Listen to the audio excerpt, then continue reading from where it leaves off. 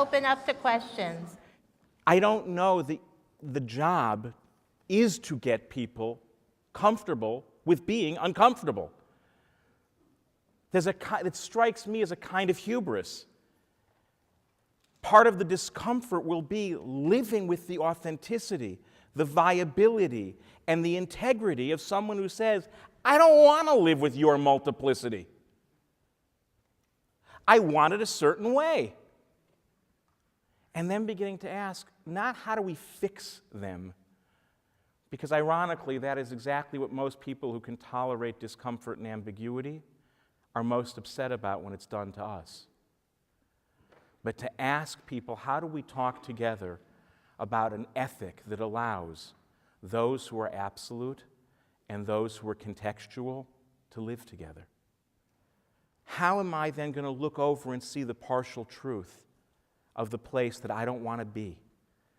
Otherwise, we're just competing missionaries, one with a fundamentally pre-modern rap and one with a modern rap, and neither one strikes me as real wise for a postmodern world. I agree with Brad. I don't think the goal is to convince people to live in tension. I think that there's like a three-part hierarchy of how we relate to the world. What I'm about to say is not a great new idea, but I think about it as I, we, and they. And so I think the I part obviously is about who you are authentically, and part of pluralism is knowing who you are in an authentic way.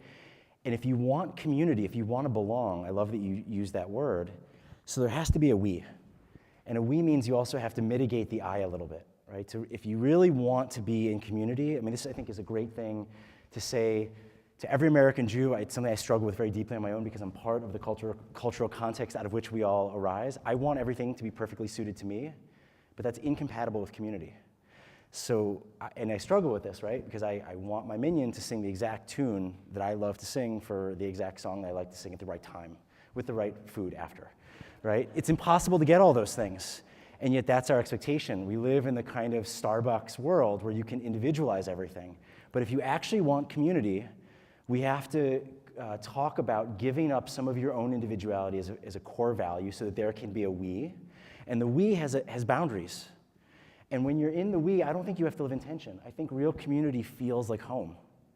Where the tension comes in is how the we relates to the they, right? So we is this, I don't know, it's beyond a family, but smaller than a shul, right?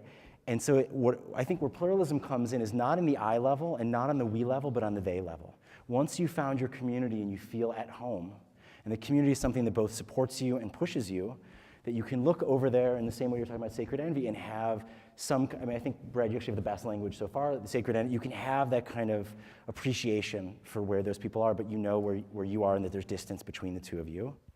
I think community day schools have really become interesting laboratories, the same way we used it.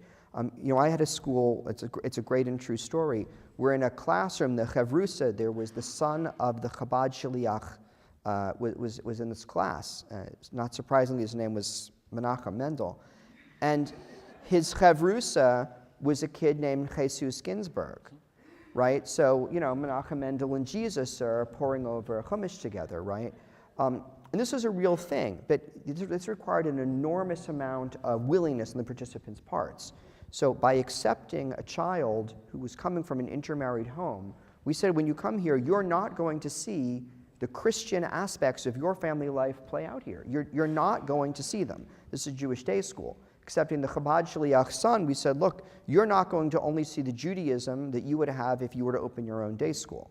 Okay, and until you're ready to roll your own in the context of this community, this is what you're going to get, and this is going to be one of the risks you're going to take. So they both crossed the border, in a certain sense, to come into the school.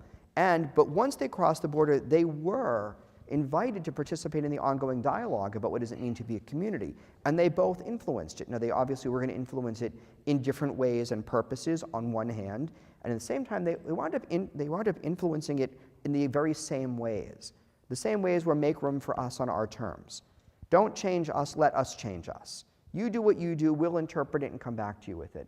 And that ultimately, I think, was the same behavior. Given this panel on pluralism, and who's up here? A Hillel rabbi, a day school innovator, a guy who runs an organization with a Hebrew name, and the head of a school for Jewish clergy. to most of the Jewish world, forget to most of America, we're all the same. By the way, everyone in this room, you're in a synagogue. We're all the same. Now, what we're going to have to figure out is how that's both completely true and not true, and understand the challenges that come with both. Because if this becomes the definition of the Jewish contribution to pluralism, literally, God help us. On the other hand, if the real divisions that exist in this room can't be worked out with the kind of love and respect that we're advocating for, God help us. It's another example of the distinctions are really real and not. It depends who's doing the looking. I want to first of all really thank all three of you. This has been a wonderful conversation, and I think we all learned so much.